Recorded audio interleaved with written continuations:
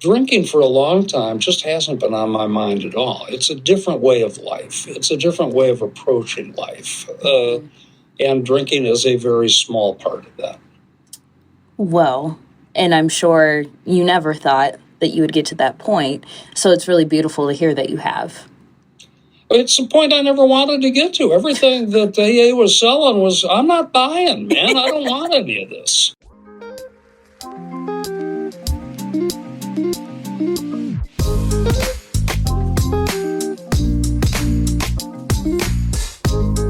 Welcome to the Hope Mindset Podcast. I'm Michaela Hughes Shaw, and 10 years ago, I started a movement called How About Hope, and the HOPE stands for helping others and providing encouragement.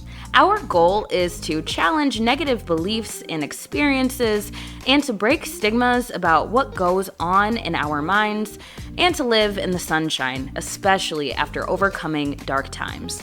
The Hope Mindset Podcast is all about telling stories of struggle turned strength. Hey guys, I am so hyped to bring you this story today. First and foremost, thank you so much for listening to the very first episode of the Hope Mindset Podcast.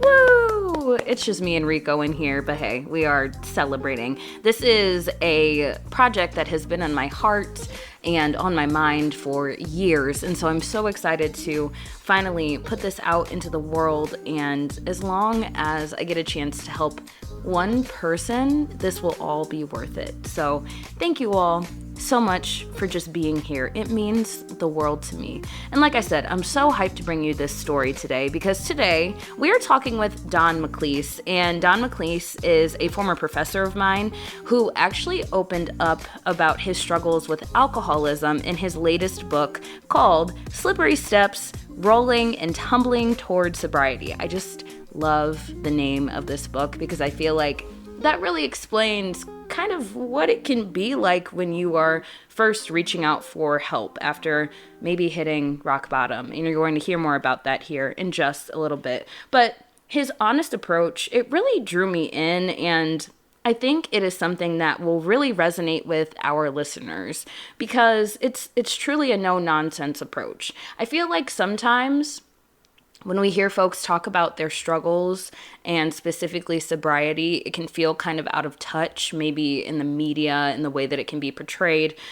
But this is just real, raw, and honest. So I'm very excited for you all to hear what Don has to say.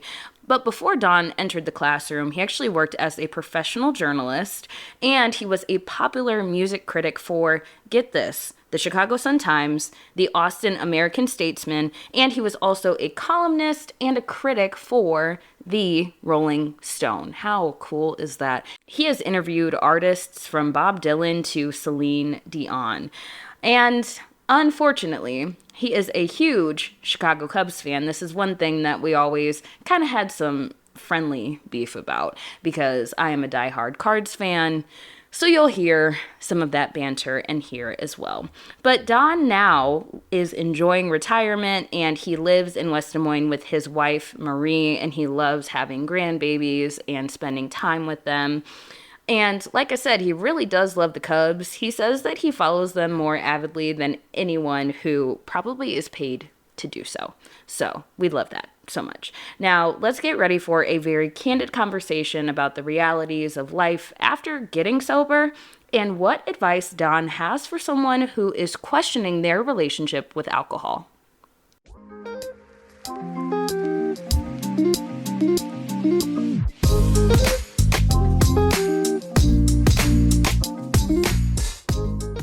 So, we're talking today about Slippery Steps, Rolling and Tumbling Toward Sobriety. This is a book that you, Don, put out about a year and a half ago. And what I think I love the most about it was just how honest it was. Like, this is probably the most candid version of somebody's sobriety journey that I've read before. And I just want you to kind of talk me through the process of writing this book and what that was like. How long does it take you to write a book, actually? I'd say one could write a book in a year or a year and a half, but I probably rewrote this book for 5 years. And also we had COVID in the middle of all this. The book was begun well before COVID. It wasn't published until after COVID. A lot of things shut down during then. And I had a lot more time on my hands. And in some ways, the story shifted in a similar fashion to everybody else's story shifted. When we all went inside or online or into isolation or whatever we did. So it took longer than I had anticipated. But I'm glad for all the extra time. I mean, I wasn't getting paid by the hour on this or anything, so it was just, and I think every pass through made it a better book. If I could probably take another run through and make it an even better book. But it's, they always say that, things, ambitious pieces of writing are never finished. They're just due. You just have to turn them over. At some point, you have to say that's it. I was 5 or 6 years earlier in my sobriety when I started it than when I finished it. And so I probably felt at a different place in my recovery. I think I'm still learning all the time. It's a work in progress. But having the extra time was good. Well, good. I like what you said. It's just due. Like, an ambitious piece of writing is just due. And I'm sure it's hard to narrow it down when it's your life as well. I mean, I know you're used to writing long-form pieces about music and different things too, but when it's your life, having to narrow down what goes in, I'm sure that was difficult.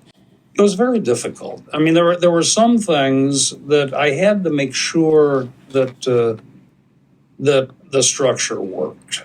I knew that I wanted to start out right in the middle of it, the collapse, the most dramatic part, that. And so have that as being kind of the opening and hope to hook the reader through what happened in the aftermath of that, because that to me is, it's the most enriching, compelling part of the story.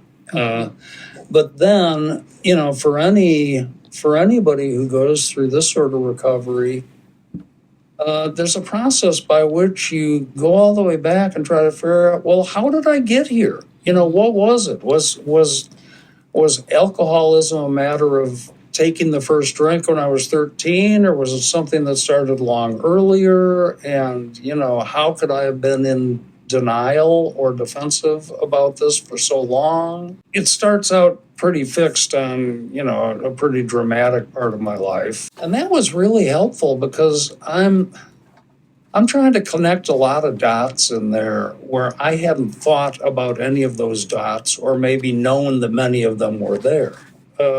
I also, and you'll understand when you get older, but as an older person, there are times of your younger life that almost seem like they happen to a different person, because you are not the same person you are when you were living that. So I have to recreate all that, and kind of like, what was I thinking? Or how did this lead to that? And all that. And chronology is a big help, because if you can make this work chronologically, your structure is there. Once you start with the chronological, this and then this and then this, as long as you can hold a reader's attention, the story tells itself. And it's just a question of how you break it up into chapters. And I didn't have any sort of outline or whatever. I don't work like that. I work progressively and intuitively. I just, when it felt like a chapter was done, the chapter was done, and then it's out of the next. And what does that chapter entail? And so I make it through pretty much all of that. And the most difficult part of that, trying to decide, it's totally my story. It's how I remember it. It's things that happened to me, but nobody lives in a vacuum. So things that I'm writing about include and impact other people who may or may not remember things the same and who may or may not want their stories told. So you kind of have to strike a delicate balance there. And then the last part of the book, which is kind of, the closest I come to self-help writing, is just letting people know exactly what goes on in a 12-step program. Because, like I say in the book, I had no idea. I knew people who were in it, but they didn't talk about it. It's kind of those who know don't tell, those who tell don't know. And I knew it had something to do with God, in whom I did not believe. And I knew that it meant that you had to quit drinking entirely, which I was by no means intending to do. So I wasn't the best candidate for this kind of life change. But I think, and there are different people. I have a pretty broad readership, and a lot of it's, from Chicago, where my profile was higher than it's ever been in Iowa, and where people, might have been interested in just, something that I wrote and something that would include newspapers where they had read me and things like that. So some people were interested in the journalism part of the story. Other people who, might have had similar issues with drinking or knew somebody who had similar issues with drinking, they were interested in that part. What is this 12-step thing really like? Would it work for me? Why did it work for you? And I got a lot of people, from people who know me well, who said, who were very surprised by the book because they said, I just had no idea you had any sort of drinking problem. I was not the flamboyant, boisterous, out of control sort of drunk. I was, I think I described myself in the book as an antisocial drinker, and I kind of used it to, just shut myself off. So a lot of it was kind of a closeted existence. Right, and the way that we met too, you were my professor, and Yes. I had no idea that. And Michaela, I will always be your professor. Well, always, absolutely. Right. But I mean, I had absolutely no idea, and so I was like, "Wow, oh my gosh, you had a great time," and I love that for you. Yeah, and some people go into this and they say, "Oh, if I'd only known earlier, if I could have given up drinking when I was 15 or 20 or whatever." I would go to meetings around Iowa City, and I'd be amazed how some of those kids could determine already that they were problem drinkers. I mean, to me, what they were describing is the way college kids drink. I mean, that's just, how do you know that's an issue? I didn't think I was living a bad life, and I enjoyed the life I was living, and I didn't have my last drink till I was 59 years old. So that makes me a late bloomer as far as, recovery candidates go. But yeah, once I was done, I was done. It was only after the fact. It was only after getting sober and seeing how different this felt and how the things I'd thought I was using to manage my life. I would drink in order to go to sleep so I could get up, and just get the whole thing going again. I was pretty high achieving, professionally or whatever else. I did a lot of stuff.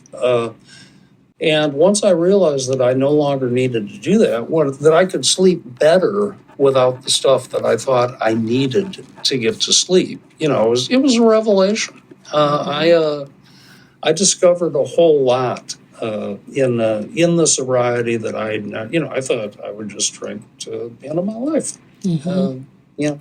But. Well, and you were 59 when you took your last drink. How old are you now? I am 74. Oh, wow. Okay. I'm really bad at math. I think that's 15 years, though. That is 15 years. Okay, awesome. Well, that's why you were a journalism major. Journalism majors can't do the math. Listen, I know my strengths, and math has just never been one of them. I will pull out a calculator, Right. in a heartbeat. And so I'm glad, okay, 15 years. But like you said, you are 5 years further into your sobriety journey now, too. What is life like now? What does that look like now, would you say? Because like you said, you're still learning different things as you go about this journey. And I feel like, at least what I've heard from others who have been on a recovery journey, it's kind of a lifelong journey. Do you It is a feel lifelong like journey, and okay. it's also, it's almost like you have a little tunnel vision. It really is a one day at a time journey. And to me, the one day at a time, particularly early on, was almost like a get out of jail free card. It wasn't like I'm planning on doing this for the rest of my life, but today I don't feel like drinking, and if 3 weeks from now I feel like drinking, I haven't committed myself to anything. What I continue to learn about myself over the course of this is what kind of drinker I was and why I could never be the type who would fool myself. I'll just go back and I'll drink moderately, or I'll drink occasionally. I'm not that kind of drinker. I'm an all or nothing sort of person, which doesn't mean that I would always drink to get drunk, because I wouldn't. I would drink to go to sleep. But I would drink daily. I mean, it would be the focus of my day if I wasn't assured of having that ready access to alcohol at the end of the night. And so, some people can fool themselves, or not fool themselves. Some people can just say, I'm going to have a drink tonight, and then that's it. It's just for tonight.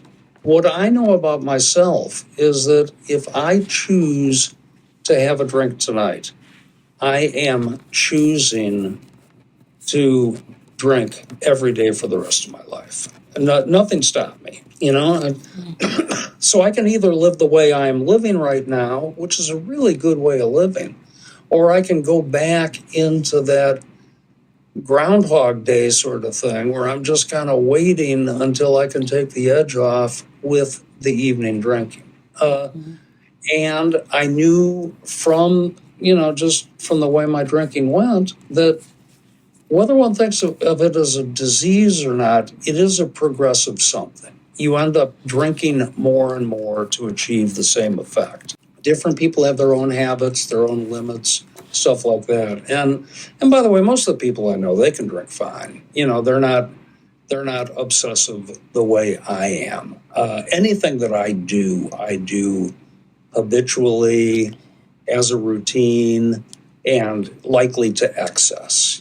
You're just an other people, they can just take it or leave it. My wife, when she drinks, she'll drink half a glass of wine and then just leave it. I couldn't imagine doing that. I was the guy who, at the end of the party, I'd be, cleaning up by drinking whatever was in everybody else's glass after they'd left, because I hate to see it go to waste. I'm a cheapskate, I didn't want to see it go to waste. Yes, understood. You wanted to save. I get it. Right. Yeah. Well, and what does life look like for you now versus what it looked like for you at the very beginning of the book? I know you talked about this in the beginning, where you kind of just throw us readers into the peak, like the climax. Well, not the climax of the story, but I mean, like, kind of like the biggest part of it, the moment that really changed a lot of things for you. How does life look different now versus right at the beginning of everything? I have a whole different perspective and understanding of life. One day at a time extends well beyond drinking.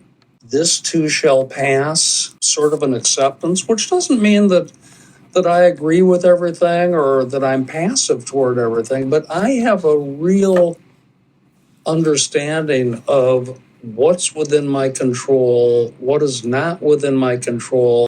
I was a tight grip on the steering wheel kind of guy. It wasn't that I had a 5-year or a 10-year plan, but I knew pretty much every day how I wanted things to go. And I would get nervous if they got knocked off course. You know, a bad class could rattle me, that sort of thing. You know, if I thought that I was deserving of some sort of assignment or promotion that went to somebody else, I would resent that.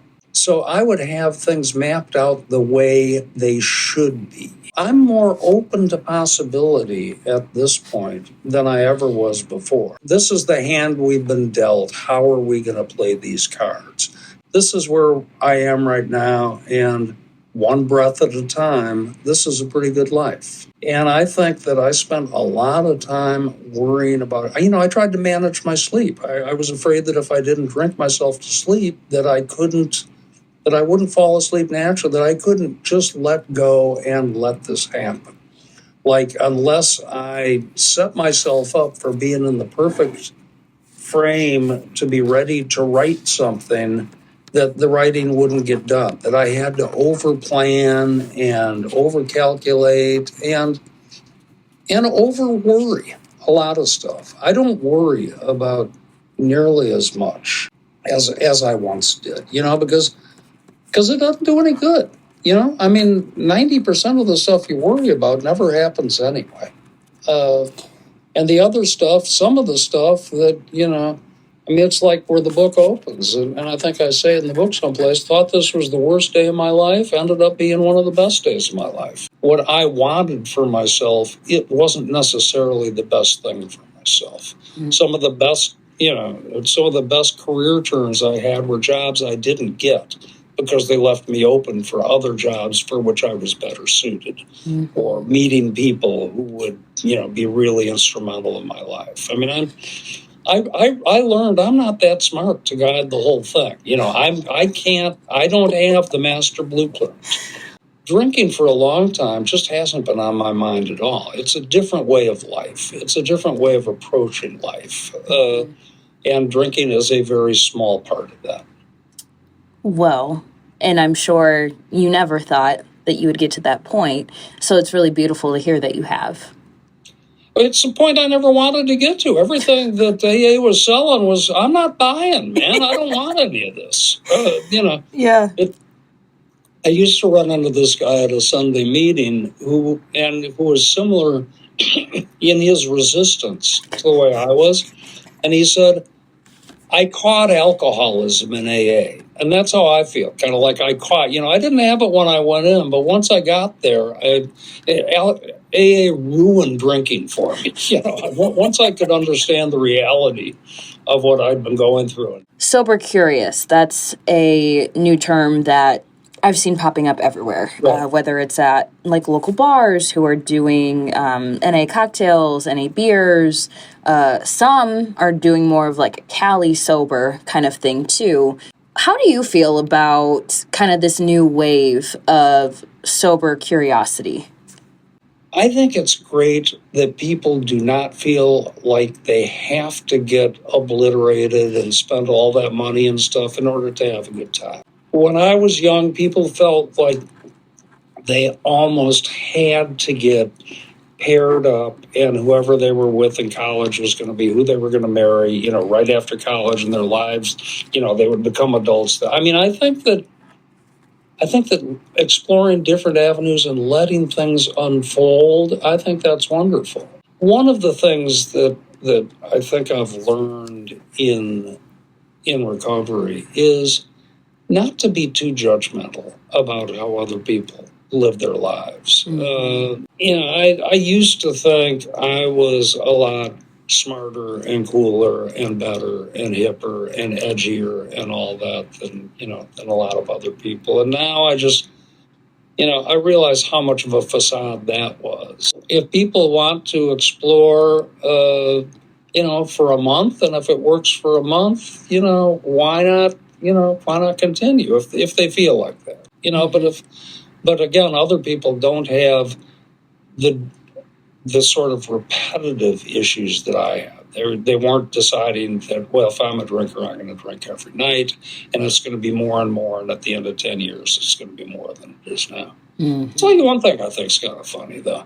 These bars, the bars that offer or specialize in non-alcoholic drinks and charge as much for them as they do for the ones with the expensive alcohol in them. I mean, that to me is nuts because, again, I'm a cheapskate, Yes. No, absolutely. The price difference is really not that No, big it isn't. at all. What I've noticed is I do actually feel significantly better. And I think it's really interesting too, even socially, it almost feels weird to not have that be centered around drinking. It really is just such a big part of, I hate to say American culture, but you know what I mean? Like any sort of get together. It definitely is, and you're being sold that by advertisers, by image makers, by that this is the good life. And I'm not I don't tell anybody else how to live their life. Yeah. It's just for me, it was really illuminating to get past that, to recognize that there is a different life that I could be leading, and that I wouldn't lose a lot of the stuff that was really important to me about me, that I could still have my dark sense of humor, that I could still be kind of edgy, that I wasn't going to turn into some sort of, hippy dippy singer-songwriter or something like that. I lollipops and rainbows and all that. I mean, I still have kind of I still have my way of looking at the world, but and that hasn't changed. But in terms of waking up with a clarity, getting a good night's sleep, having not being so concerned over everything that's going on. We do what we can, where we can, and a lot of the other stuff, we just recognize that this is out of our control. You just kind of get a sense of who you are internally rather than externally. And that's, goodness, that's a huge lesson to learn. One I think I've had to learn in kind of a roundabout way just because of, like, my job for a year was to people please. And unlearning that and realizing that I feel like I always made it my business to know what people thought of me. And so unlearning that has been a really very freeing thing. I fortunately have never been accused of trying to be a people pleaser. So it's You're like, I wish I just wasn't that way too. It would save me some money and therapy, but it's fine. It's totally fine. Well, another thing that I feel like you talk about a lot in the book, really just the lifestyle that you were living as a music writer, going to shows, and you were kind of always indulging during those times, but it was for work. What has it been like showing up to shows and doing that job without those other stimulants? This is one thing that I hadn't anticipated, but everything that I enjoyed doing with alcohol, I enjoy more without alcohol. And that again isn't something that I, had ever anticipated. It was part of the whole thing. You go to a bar, you have a few drinks or a few shots or whatever, and it intensifies it. I will stay, now that it's somewhat legal in neighboring states and stuff, even though I don't indulge. But I do remember that there was a time when marijuana could make music sound different, and you would have a different experience. The drugs can enhance that experience, but they never, that isn't something that I would do professionally because I wouldn't be able to write like that. No, that's so true. Yeah, but now that I don't drink, I don't have to stand in those long bathroom lines anymore like I used to, and I don't have to spend those prices, and I don't have to spend all my time at the bar, and I can kind of there's one thing. I mean, when you first quit drinking with a lot of people, they're very self-conscious about it. They feel like, oh, everybody's going to look at me and say, what's wrong with that person or whatever. And what you discover is no one cares. No one, they're living their own lives. They're having their own good time. And they're barely paying attention to what you're doing. And I also used to think that all of them were drinking like I was, or many of them were drinking like I was. Sometimes I go out and I'll see that, people are drinking so little, it's almost like what to me is the why bother, part of drinking. It's if that's all they're going to do. But I just, it just doesn't seem as big a deal. Once you give it up, whether other people are doing it, and certainly not their reactions to whether you're doing it or not. I'm a big sports fan. I'm a big Cubs fan, as you know, and I go to Cubs games all the time, and I do not miss paying double figures for lukewarm beer. I don't. I have a great time there. I have a great time going to hear music. I'm fine without it. The habit that really, I do go into this somewhat in the book. I'm more of a morning person, and I write better in the morning, and I think better in the morning. When I became a deadline concert reviewer that had to be meeting a deadline of, say, 11:30, and had a half hour to crank out a review, sometimes leaving the show in order to do that, I had to be at peak creativity and peak energy at that time. And that was the sole focus, So sometimes I would drink coffee after dinner, just to get myself, and that's no good for me. It's no good for the way my rhythms work. But I would have to build up to feel like that, get through my writing, and then I'd be just so wired up, so charged up. And that was when I would have to take a few drinks or smoke a joint or some combination of all of it and drive home. Perhaps not driving home in the best or most legal of condition. Some people say they drink, because, I never got what I deserved. I sometimes think that if I had gotten what I deserved, I could have been in horrendous trouble for drinking while under the influence. Somehow things worked out okay. And that's the short answer. Despite my best efforts to screw it. Despite your best efforts. And you bringing up the Cubs in that answer is just so funny. Because that was one thing that we never saw eye to eye on. Look, one second. I have... this is my lanyard that I carry around at work every day. Yeah. I was wondering if you had sold out to being a Reds fan yet. Listen, I am a Reds fan because I'm here. And I love baseball, and I will go to the games because I love baseball. But when the Cardinals come in town, I have to wear Cardinals gear. It's just a must. It's good for you. No offense to the Reds. I love them. They're great. Yeah. But those Cardinal games are fun. They are. Those Cardinal games are a lot like college rivalries. I mean, I used to go down to St. Louis for some of those games, and the Cardinals always come up. They're both good traveling fan bases, so it's close. So. I want to circle back because we haven't talked a ton about your career just yet, and you said I did a lot of stuff. You said I was pretty successful and I did a lot of stuff. You got to talk to Celine Dion, didn't you? Yes. What was that like? That was like $3 a word. That's how that felt to me. She was a sweetheart.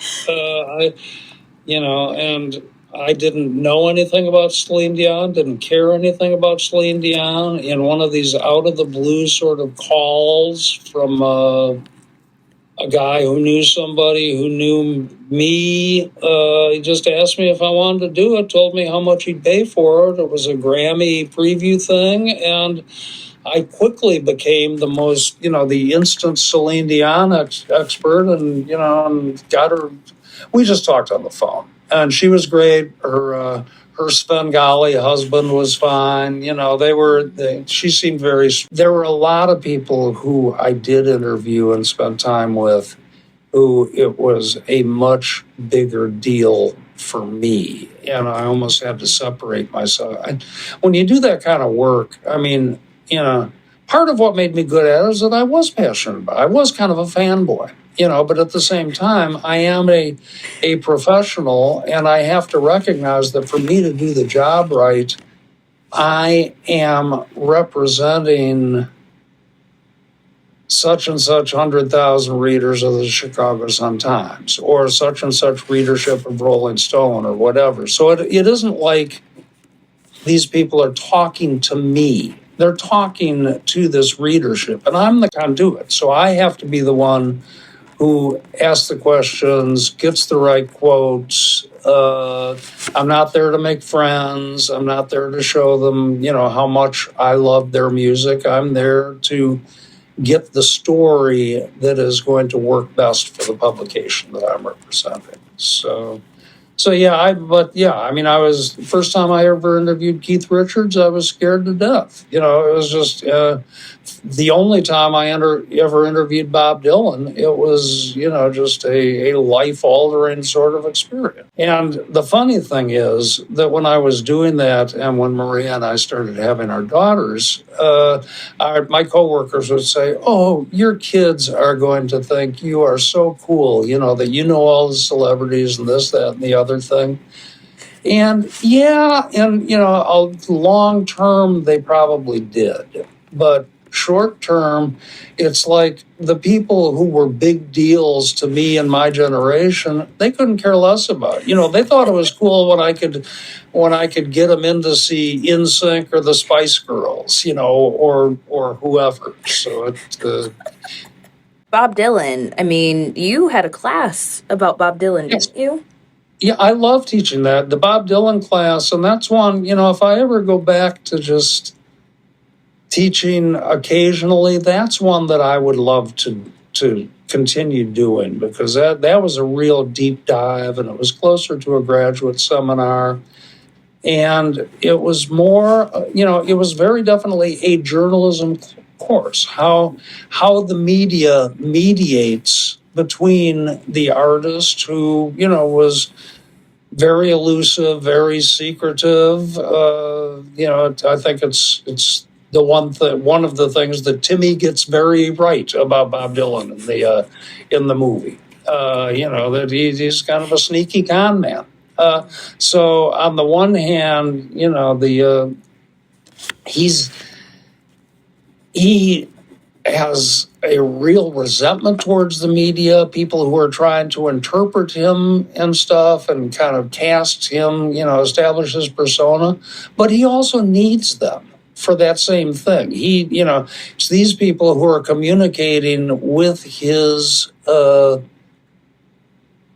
audience when he isn't willing to do so, or, to try to, build that bridge. It was a whole different thing back then, because it wasn't like, the way we are now, where kind of the walls have come down with art. I'd love to teach the same class as a Taylor Swift class, because the relationship there between the identification with her fans and kind of the end around the media, because, she doesn't need the media at all. If she does, she just uses them. There's no real Taylor Swift that exists outside of that relationship that the media understands. They don't really have any sort of idea about what's going on there. You have seen so many different eras of journalism and music journalism, I'm sure, and even just the way that we interact with musical artists has changed so much. I think about Chappell Roan and how she's kind of had this very unfortunate relationship with the media in a way. I feel like, and also with her fans. Yes, with her with all of it. Yeah. It's difficult. It's really difficult to navigate all this stuff. And people do it in different ways. I mean, Dylan had his way of doing it was to keep everybody on edge and off guard at all different times. Other people just kind of, lash out at it all the way Chapel Roan has. And maybe, some people will see that as a sign of her honesty, her refusal to just be packaged. To other people, they recognize that being packaged is part of the game. When you enter this industry and you are a product, and you are a product to be molded and promoted and sold and all of that. And can you do that with a sense of humor? Can you do that like David Bowie did and make it a subversive element in what you're doing, the whole crass commerce of it? It's this year's model. So, it's all part of popular music, the business of being popular or avoiding it.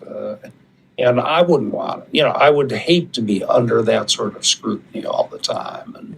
And particularly with social media, it's 24/7 now. Who knows? Anybody can hold up a phone to your face. It's just, you're always on stage. It's different. It's continuous, too. Yeah. Would you want to be, do you still write? It really depends. I'm doing less now, but it's probably, just for a time. I decided that rather than jumping into retirement and trying to fill up all that time, I would take some time and spend it with my granddaughters and not make any real commitments. I do some book reviews from time to time. I'm probably going to work on another book project or, try to do some more magazine pieces or stuff like that. I've just been laying back for now, but I still enjoy it. It's still a real integral part of being alive for me is just, the whole brain processes that go of trying. I've often said, I think even in class, that the way I discover what I think about something is to write about it.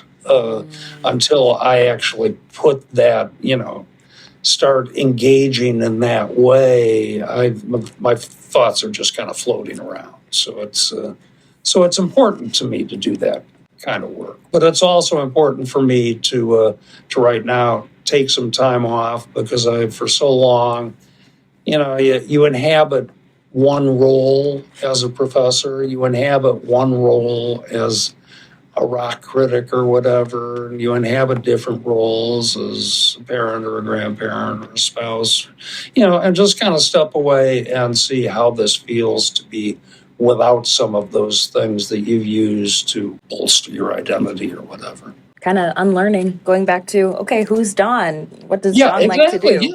Yeah, and that's something, and that's also part of that book project, because part of what one does in recovery is really try to dig down into the truth of yourself and admit some things that you might have been unwilling to face, probably incapable of facing, discovering things about yourself that you hadn't known before, and trying to, have some clarity and coherence about it, which is the process that I go through when I'm exploring a writing project. Those of us in academics, it's a publish or perish. We're under contract. We have to write. We have to do these sorts of things. And so I knew that I was ready for another big book project.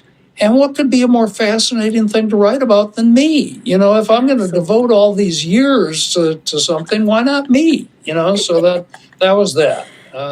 Now I'm sick of me. And now you're like, okay, I want to do other things. Do you have a dream interview currently? Anybody that's like kind of on your radar, no matter how big or small? Because dream interviews, part of that would be the dream market in which to get that interview. Yes, if I could say, well, the New Yorker wants to publish me on this, then I would go after that interview. But no, it isn't like there's anybody. I don't really find most celebrities all that compelling, to tell you the truth. And I also don't necessarily feel like getting to know these people enhances my appreciation of their work. Mm-hmm. Sometimes it diminishes some of the magic. I was never one of those guys that wanted to hang around backstage. I didn't want to see what went on backstage, even when I was drinking and drugging or whatever. I wanted that. That's their time. I would be back there if I was doing my job, but otherwise I didn't want to be any part of that, because I think there's a lot of that stuff that I think is kind of seamy. And so if there were people who I would want to talk to about their work and about their life, it would probably be writers, particularly novelists. I spend as much time reading contemporary American fiction as I do listening to music. After we get off, somebody's going to pop in my head. I'm going to say, yeah, that's the person I really want to interview, and I'll email you with that. Not the You have to let me know. You have to let me know for sure. I just I never got into this to meet famous people. That's something that I did as part of the job, but and often enjoyed as part of the job. But it wasn't one of the perks for me. I just agree with that too, because I have met some famous people through my job, and it's just the nature of being in media, really.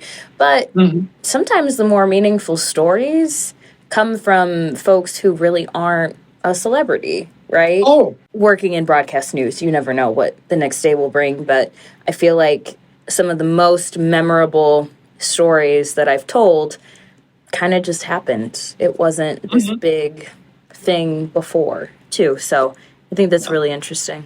Some of the most memorable stories I've ever heard have come at AA meetings, just from people who I don't even know their last names, but just listening to them recount what they've been through. Life-changing for them, life-changing for me. Definitely.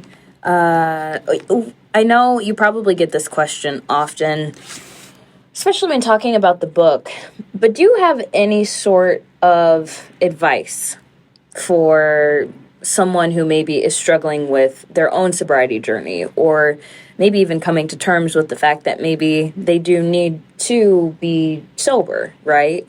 What advice would you give to someone? And I know that's such a loaded question. It is a loaded question, and it kind of generalizes. I mean, different people may have, one thing I can tell you, if I can get sober, anybody can get sober, because I didn't even want it. I mean, it's, I know that one can do it. I know that your life can become better. I'm not saying it will become. I don't know what your life is like, you generically, but I know that it can make your life better. I know you can do it. I know that ultimately it will get easier. Perhaps never easy, but it'll get easier. I know that you will benefit from it all. And I know that there are so many people who have been in the position that you have been and felt things were hopeless, and found a way out, found a way by connecting through other people who are having similar issues, and doing what they do and listening to them and hanging out with them and just finding different ways of living your life. I will say that if you're worried about whether you're drinking too much or whether this is becoming a problem, you've probably answered your own question, because people who drink healthily and normally, they don't count their drinks. They're not worried about, how many days am I drinking or how many days am I not. They look at drinking the way I might look at chocolate. I could have a slice of chocolate cake 2 or 3 days in a row and then not have it for 6 months. It's just not going to be an issue with me. It's something that I could take or leave. If alcohol is becoming something more for you, if it's something that you feel like you need in your hand in order to converse with other people that you don't know it in social situations, if it's something you feel that you need in order to take the edge off or to get to sleep or to do any of these, dozens of other things that addictive substances seem to help us with. I mean, we look at them as the cure, and they're really the cause. I mean, it's like when I used to smoke cigarettes, and I used to smoke 3 packs of cigarettes a day. I mean, if I do anything, I overdo it. But you'd think that, well, if I smoke a cigarette, it's going to make me less nervous. It takes that edge off. I can feel better by smoking the cigarette. What's really happening is that the cigarettes are causing the nervousness because it isn't, people who don't have that issue, they don't have to rush out of a movie theater to get a cigarette, or when you used to be able to smoke in restaurants, smoke between courses in restaurants. Whose meal is that benefiting? And so it's like people confuse the cause and the cure. And if you just step away from all that and allow yourself to get past those sort of physical addictions, you can end up with a clarity that you weren't sure was possible. I think that's solid advice. I really do. Okay. Don, where can people find your book? They can find it through the publisher, Ice Cube Press. I think it says so on there. It's available on Amazon. It's it can be ordered through bookstores. You can give them my email, and they can order one from me if they want one. But it's out there. You may have to look for it, but a lot of the best things in life, you do have to look a little for it. It's different than what we think of in this Spotify, YouTube generation of everything's at the click of a finger. But you can find it. I really appreciate you giving me this time. It's great to reconnect with you. Yeah, and so good. Go Cubs. And if I can, serve as an example, anytime you do something like this, if you reach one person who listens to it and says, that guy makes some sense, or, maybe I will, ease off for dry January or sober October or whatever it is. Or, why am I just automatically reaching for this drink or this drug or this whatever? What happens if I stand back, lay off? What happens if I exercise some intentionality as to what I do? So. Yeah, anybody I can help. I mean, I certainly didn't write a book like this to make money. I'm hoping it helps others. And the most gratifying part of all this is learning from others that they have been helped through reading this, and that other people have just, respected whatever went into it. Because I think it's the best piece of sustained writing I've ever done in my life or will do. So I'm really proud of it. That's cool. And you've written a lot, so I feel like that says a lot. I hope so. Awesome. Well, thank you so much. I guess I have to say go Cardinals. Go Cards. Well, you can, but your heart isn't even in it. Even that front office is giving up. They're trying to shed payroll. I mean, we suck. The Cardinals, like the Cubs, are very hesitant to use the term rebuild. And you got a lousy manager. So you got a lot of stuff to work through. It's suspect at this point. You used to talk about the Cardinal way, how the Cardinals did things the right way. And I can tell you, young lady, the Cardinals are not doing things the right way now. No. The Cardinals are bungling. They're awful. I will still stick beside them, but they're awful. Okay, well, you keep that recorded and you save that for me. Yes, I will.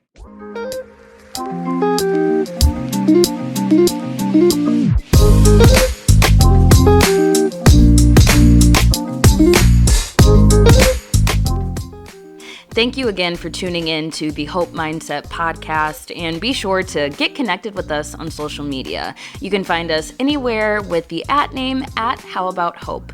And stay tuned for more episodes. This is the first of many And once again, I'm so grateful for you being here. Thank you so much. You are not alone. Your story matters. And remember, you can use your experiences to help others. Go out there, spread some love, spread some light, and you'll hear from us soon.